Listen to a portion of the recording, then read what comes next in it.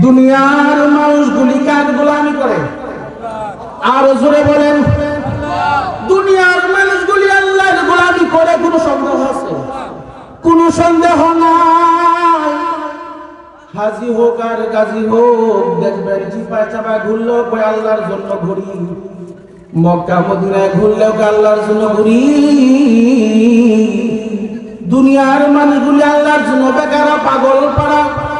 এক কাপ চা খাওয়াইলেও আল্লাহর জন্য খাওয়ায়, 1 লক্ষ টাকা দিলেও কয় আল্লাহর জন্য দিলাম, 1 কোটি দিলেও কয় আল্লাহর জন্য দিলাম।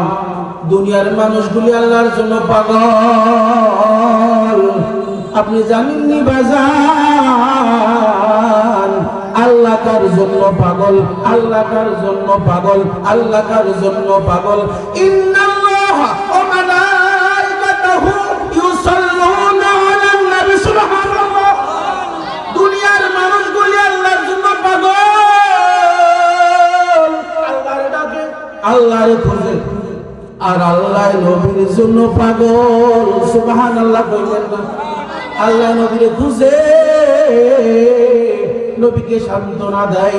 তাই তো সকল ফেরেশতাদেরকে লইয়া নবীর শানে, নবীর মানে কিছু সময় না, রাতে না, শুধু দিনে না, মানব জীবনে মানুষ যদি দুরূদ শরীফ পড়ে না, আমল করে, মাঝে মাঝে পার করে, সুযোগ পাইলে করে, অল্প সময় করে, আমার আল্লাহ আপনার আল্লাহ সকল ফেরেশতাদেরকে লইয়া নবীর শানে সর্বদা দরুদ পড়তে থাকেন। সুবহানাল্লাহ।